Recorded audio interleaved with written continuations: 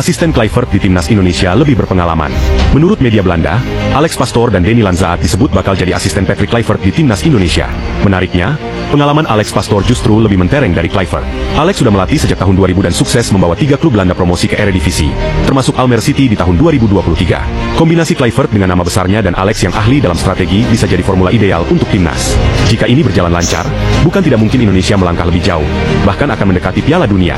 Asisten Kluivert. Ya, harapannya itu Indonesia masuk Piala Dunia. Karena tadi waktu ada salah satu media yang muat, dia lagi wawancarai, di interview sama salah satu jurnalis ternama lah, Fabrizio Romano. Itu si Patrick Kluivert ini bilang kalau tujuannya dia, targetnya itu Piala Dunia tahun 2026, jadi tahun depan. Nah, dan dia juga minta dukungan dari kita semua, masyarakat Indonesia. Nah, tambah lagi dengan dia punya asisten itu sepertinya 2 orang, nanti tim kepelatihannya dia dari Belanda juga.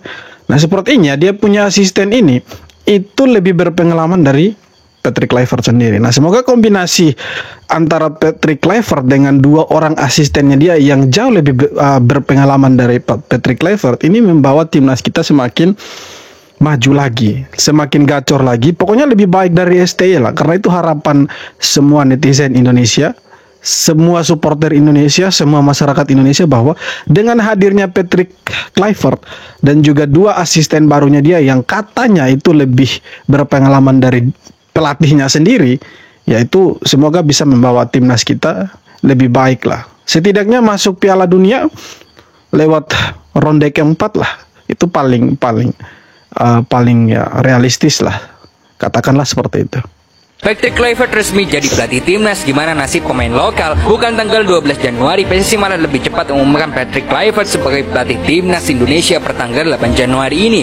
Nah, setelah jadi pelatih timnas, gimana nasib pemain lokal di bawah Kluivert? Bisa saja dia akan banyak fokus memainkan pemain keturunan sebagai starting line up-nya, apalagi didukung oleh asistennya Alex Pastoor yang sangat berpengalaman di sepak bola Belanda. Hal itu juga demi memaksimalkan agar timnas bisa meraih kemenangan di laga sisa kualifikasi Piala Dunia. Tapi ini tidak menutup kemungkinan bahwa Kluivert akan menaruh 1-2 pemain lokal di starting line up timnas seperti apa yang telah diterapkan STY sebelumnya. Jadi kembali lagi ke persaingan saat latihan, siapa yang terbaik pastinya dia yang akan dipasang.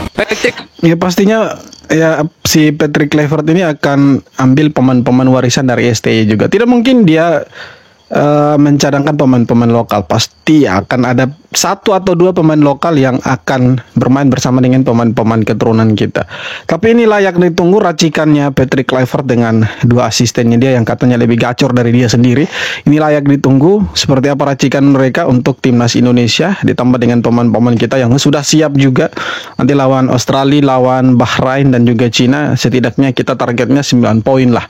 Jangan sampai di 3 pertandingan awal itu di tahun ini kita justru kehilangan poin, ya kan? Gara-gara gak ucapkan perpisahan ke STY, Sandy Walsh, Mens Hilgers, dan Eliano diserang netizen. Mungkin oke lah kalian kritik masalah pelatih, namun pemain jangan juga kalian kritik hanya gara-gara gak ucapin perpisahan ke STY. Toh STY juga sekarang bukan pelatih timnas. Sandy Walsh, Mens Hilgers, dan Eliano adalah pemain timnas kita. Mereka akan bermain untuk Indonesia di sisa karirnya. Pelatih itu sementara, pemain itu selamanya. Memang pergantian STY itu cukup menyakitkan, namun tindakan kalian menyerang mereka bertiga itu salah besar. Mari kita mulai move on dan coba percayakan semuanya ke Kluivert dan tim kepelatihannya. Masalahnya sekarang untungnya apa gitu? Serang pemain itu untungnya apa gitu? Apakah kalian punya keuntungan tersendiri? Ayo sebutkan keuntungannya apa gitu. Serang Sandy Walsh, Mens Hilgers, Eliano, mereka tuh nanti pemain-pemain yang akan membela timnas. Mereka yang akan bawa timnas Indonesia semakin lebih bagus lagi. Oke, mungkin STY punya prestasi dengan timnas Indonesia, tapi ayolah, STY sudah bukan pelatih timnas Indonesia lagi gitu. Kalaupun mungkin mereka tidak kasih ucapan selamat berpisah atau ucapan perpisahan dengan pelatih, apakah itu tolak ukur bahwa mereka ini tidak harmonis dengan STY? Kan belum tentu juga. Bisa saja kan mereka sudah saling memaafkan, sudah tidak ada konflik di antara mereka. Ya jadi janganlah kita ya serang-serang mereka, hujat-hujat mereka hanya gara-gara tidak kasih ucapan selamat atau ucapan perpisahan ke STY. Itu ya, konyol sekali menurut saya. Pasti kalau dia terlibat match fixing ataupun pengaturan skor atau apapun yang berhubungan judi dengan itu, udah pasti orangnya di blacklist di Eropa. Alah Pak, nggak usah banyak cerita lah, bacot Pak.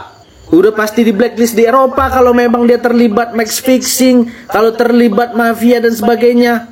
Ini di Indonesia aja lah kita ngomong dulu nih. Kasus PSS sama PSIS sepak bola gajah 2014. Udah terbukti kan pengaturan skor lah sepak bola gajah. Lomba gol bunuh diri kan, supaya skornya itu yang kalah terhindar dari Borneo FC. Hukumannya kan harusnya seumur hidup kan, blacklist kan bebas kok, bebas. Nih, Coach Heri Kiswanto, bukan cuma Coach Heri Kiswanto, semua pihak yang terlibat ya sepak bola gajah, PSIS sama PSS Sleman itu bebas, nggak ada blacklist. Jadi Bapak nggak usah cerita lah ya, kalau seandainya Patrick Kluivert memang terlibat pengaturan skor pasti di blacklist di Eropa. Indonesia aja bebas kok. Ya Pak Arya ini seolah-olah mau memberitahu ya kalau Patrick Kluivert ini janganlah mengungkit-ungkit masa lalunya, karena dia itu nggak terbukti apanya Pak. Ya kita terang-terang aja lah, kalau memang dia punya kasus judai ya judai aja. Kalau memang dia brand ambassador situs judai ya brand ambassador situs judai aja, nggak usah ditutup-tutupi. Intinya be gentle aja, target untuk dia lolos Piala Dunia, no debat, titik.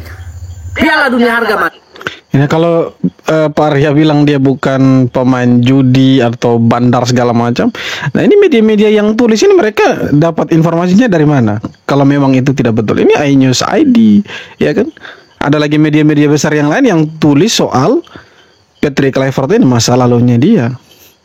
Ya tapi kita kembali lagi bahwa targetnya PSSI ke Patrick Kluivert ini apa? Apakah hanya sekedar untuk menggantikan STY? Kan tidak mungkin juga.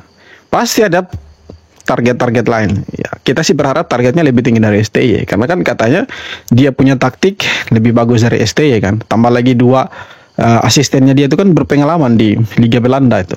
Jadi saya pikir dengan kombinasi-kombinasi ini semoga timnas kita lebih bagus lagi. Terlepas dia pernah punya utang judi 16,8 miliar, kemudian ada beberapa skandal lagi yang sepertinya itu Patrick Kluivert terlibat ya, tidak masalah lah menurut saya, itu masa lalunya dia. Yang penting sekarang targetnya dia harus bawa Indonesia ke Piala Dunia ya. Tidak ada perdebatan soal itu. Ya wajib Piala Dunia, karena kan menurut PSSI dia punya taktikal itu kan lebih bagus daripada Sintayong. Jadi tidak ada tawar-menawar. Artinya kalau sampai dia gagal membawa timnas Indonesia untuk jauh lebih bagus dari STY, perjudian Erick Thohir dan PSSI beserta jajarannya itu gagal, ya kan? Gagal kalau sampai Patrick Kluivert tidak mampu untuk membawa timnas Indonesia lebih bagus, memenuhi target dan memenuhi harapannya para supporter. Artinya Erick Thohir kali ini dia gagal. Semogalah itu tidak terjadi, karena harapan kita semua yang ada saat ini itu berjalan sesuai rencana, sesuai target dan hasilnya positif. Itu harapannya. Karena alasan soal strategi STY resmi dipecat PSSI, hari Senin yang kelam bagi fans timnas akhirnya datang. Erick Thohir selaku ketua PSSI secara resmi mereka telah memecat Sintayong dari kursi pelatih timnas Indonesia. Alasan pemecatan STY sendiri disebutkan karena dinamika yang belakangan ini terjadi di timnas. Dari itu PSSI melakukan evaluasi bahwa timnas butuh pelatih yang lebih bisa menerapkan strategi yang disepakati oleh para pemain. Dijabarkan juga bahwa PSSI akan mengumumkan pelatih baru timnas pada tanggal 12 Januari ini. Untuk Kosin sendiri kami hanya bisa ucapkan terima kasih untuk semuanya. Namamu akan kami kenang. Karena Ya, itulah sepak bola. Ada pelatih yang pergi, ada pelatih yang datang ya. Semua pelatih itu punya masa, semua pelatih itu punya eranya tersendiri. Jadi kita harus terbiasa dengan timnas tanpa STY. Nah, kita sekarang harus terbiasa juga dengan timnas dengan Patrick Kluivert. Jadi ya kita harus terbiasa dengan kedua hal ini. Timnas tanpa STY dan timnas sekarang dengan Patrick Kluivert. Jadi kita harus terbiasa dengan itu, teman-teman. Semua pelatih pasti punya masalah dengan pemain. Yes. Pasti ada pemain yang tidak suka dengan pelatih. Itu pasti. Kenapa? Kita punya pemain lebih banyak daripada orang yang harus bermain di lapangan. Hanya ada 11 orang yang boleh bermain di lapangan. Selebihnya ada cadangan. Adapun cadangan tersebut tidak semuanya terpakai. Jadi tentunya pasti ada yang kecewa dan sebagainya. Tapi itu kan hal yang lumrah dalam dunia sepak bola. Apakah karena itu kemudian akhirnya harus dicopot? Berarti pemainnya yang nggak profesional, bukan pelatihnya. Semua pelatih. kembali lagi kita harus berpikir bahwa ya apa yang dikeluarkan statement kemarin oleh PSSI anggaplah itu sesuatu yang betul, karena kan yang tahu yang sebenarnya itu mereka, bahwa setelah pertandingan antara Indonesia dengan Cina, sebelum itulah itu sudah ada dinamikanya itu ya kita main tebak-tebakan saja, mungkin ada pertengkaran lah antara STY dengan pemain-pemain, makanya PSSI mau pecat STY dari saat itu, cuma waktunya itu mepet karena kita harus lawan Jepang, harus lawan Arab Saudi, dan targetnya itu harus menang lawan Arab Saudi. Jadi mungkin dari situ ya PSSI sudah mengambil rencana tindakan mau pecat STY, cuma tidak jadi. Nah, barulah kemarin tanggal 6 Januari 2025 akhirnya kesampaian mereka memecat STY, dan menurut kita itu secara tiba-tiba dan banyak yang belum siap. Bukan belum siap, tidak siap kehilangan STY, sehingga banyak yang protes juga. Tapi sudahlah, kita lupakan hal itu, karena sekarang kita harus fokus bagaimana melihat timnas tanpa STY, dan juga kita lihat timnas kita dengan racikannya si Patrick Kluivert dengan 2 asisten barunya dia, yang katanya itu lebih gacor dari pelatihnya itu sendiri. 3 alasan kenapa Coach Shin Tae-yong dipecat oleh PSSI. Ini bukan berdasarkan gue, tapi berdasarkan apa yang Pak Erick Thohir sampaikan di press conference. Dan ini gue bagi menjadi 3 video. Satu video, satu alasan, supaya nggak terlalu panjang untuk kalian. Jadi ini alasan pertama. Disclaimer dulu, secara umum, ini jelas berkaitan dengan pemain. Itu yang pertama. Dan yang kedua adalah laga menghadapi China, bahkan sebelum laga itu dimulai. Artinya dari pemutusan starting 11 itu sudah menimbulkan dinamika, kata Pak Erick Thohir, di ruang ganti. Wah, alasan pertama yang disampaikan oleh Pak Erick Thohir adalah masalah komunikasi. Komunikasi dari pelatih dan juga mungkin pemain. Nah, ini yang menjadi problem yang gue sempat bahas juga, bahwa kendala bahasa ini menjadi suatu hal yang tidak bisa dianggap remeh. Ini bukan permasalahan remeh, ini bukan permasalahan kecil. Oke, lu ada translator, selalu kan ada yang bilang, oh ya ada translator, hubungan baik kok, orang bisa ngerti. Beda lo, feel lu ngomong secara langsung dengan bahasa yang sama dengan orang, dengan ditranslate dulu, emosinya beda, bisa jadi interpretasinya beda, bisa jadi pengertiannya juga beda, dan kenyamanannya pun berbeda. Nah, itu yang mungkin karena pemain kita kan mayoritas diisi oleh pemain yang bisa atau bahasanya itu bahasa Inggris sekarang, ataupun setengahnya Indonesia. Nah, dia berbicara bahasa Korea. Memang ada translator seperti yang gue bilang. Nah, itu ribet kan, translator harus ada yang ke Inggris, ada yang ke Indonesia. Jelas feel-nya berbeda. Jelas pemain mungkin merasa nggak nyaman juga terkait dengan komunikasi. Jadi nggak bisa straight gitu, nggak bisa langsung gitu. Kalau misalkan lu marahin orang, tapi lu marahnya orangnya nggak ngerti lu marah apa, terus ditranslate sama orang lain, itu kan beda feel-nya. Nah, itu yang mungkin menjadi alasan pertama kenapa STY dievaluasi dan akhirnya dipecat. Kita lanjut ke alasan. Kalau Pak Erick Thohir bilang alasan dipecatnya STY itu karena komunikasi, ya, ini lucu menurut saya. Kenapa?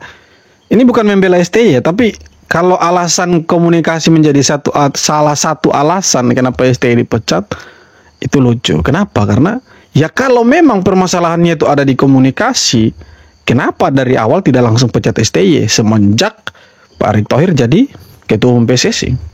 Kenapa baru sekarang tiba-tiba alasannya komunikasi? Oke, mungkin salah satu alasannya itu komunikasi, karena kan ribet ini. Korea, Indonesia, kemudian dari Korea lagi ke Belanda. Akhirnya kan ini bahasanya kan 3 bahasa di situ. Ada bahasa Indonesia, bahasa Belanda, bahasa Inggris. Jadi saya pikir mungkin itu salah satu penyebabnya. Tapi kan lucu juga kalau salah satu akibat pemecatannya itu gara-gara komunikasi, ya lucu juga. Ya mungkin ada hal lain yang mungkin disamarkan dengan kata komunikasi yang kita ya telan mentah-mentah gitu.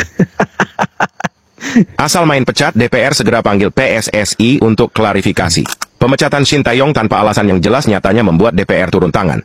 Wakil Ketua Komisi 10 DPR, lalu Hardian Irvani, memastikan akan segera memanggil PSSI untuk menggelar rapat membahas permasalahan tersebut. Pasalnya pemecatan Shin Tae-yong tersebut terbilang cukup tak masuk akal, mengingat Shin Tae-yong terbilang sukses bersama timnas Indonesia. Asal main... Ya semoga lah kalau misalkan DPR tergerak untuk memanggil PSSI, ya, ketua PSSI dan jajarannya dia untuk ditanyakan alasan pemecatan STY, ya bagus gitu. Supaya kita bisa tahu, karena di sanalah tempatnya untuk buka-bukaan. Kan begitu. Ini resmi. Ya kan, jalurnya jalur resmi gitu. Walaupun ketika Pak Erick Thohir sebagai ketua PSSI ketika preskon itu sudah menyatakan statementnya dia seperti itu, tapi kan itu ada pertanyaan-pertanyaan dari wartawan yang jawabannya itu kan mengambang gitu. Kita bisa multitafsir kan. Tapi kalau misalkan ini betul-betul dipanggil sama DPR, kemudian nanti di sana ditanyakan berbagai macam hal, tidak mungkin kan Pak Erick Thohir itu kasih jawaban yang multitafsir. Pasti dia akan ditanyakan terus sama anggota dewan yang ada di sana, di Senayan. Ya semoga lah kalau misalkan mau dipanggil, silakan dipanggil gitu. Kita menunggu saja sebagai masyarakat, kita menunggu hasilnya seperti apa. Kalau mau dipanggil silakan, tidak juga silakan, karena fokusnya kita ya dukung timnas gitu. Apalagi ditambah dengan pelatih baru yang tanggal 11 mendarat di Indonesia, tanggal 12 akan dipreskon, diperkenalkan ke publik. Dan tadi itu melalui akun resmi, ya, official akun dari PSSI dan Timnas Indonesia sudah ya memperkenalkan, ya, sudah ada pengumuman bahwa pelatih baru Indonesia itu Patrick Kluivert.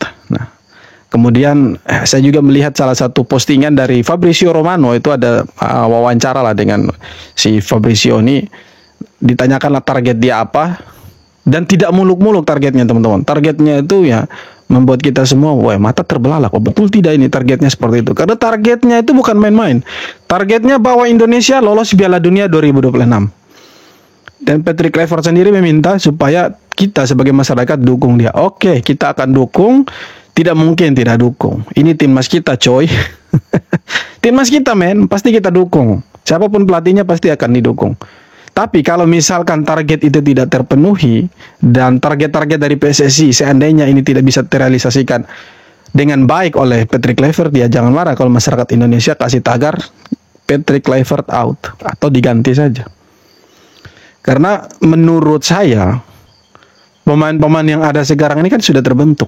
Jadi tidak ada alasan lagi masih adaptasi, harus bentuk pemain, chemistry-nya harus dapat. Yaitu alasan yang sudah basi dan tidak dipakai lagi di eranya Kluivert. Eranya Kluivert bawa timnas semakin bagus, datang bawa taktik yang sempurna untuk membawa timnas kita lebih bagus. Karena pemain-pemain ini sudah siap dengan pelatih yang baru. Tinggal sekarang bagaimana caranya dia meracik strateginya dia, taktiknya dia, bawa ke Indonesia dan buat Indonesia semakin bagus, lebih bagus dari STY. Itu harapannya kita semua. Oke teman-teman, sekian video kali ini. Terima kasih banyak sudah nonton video sampai akhir. Sekali lagi jangan lupa untuk like, komen, dan subscribe, dan kita jumpa lagi di video-video berikutnya. Hormat.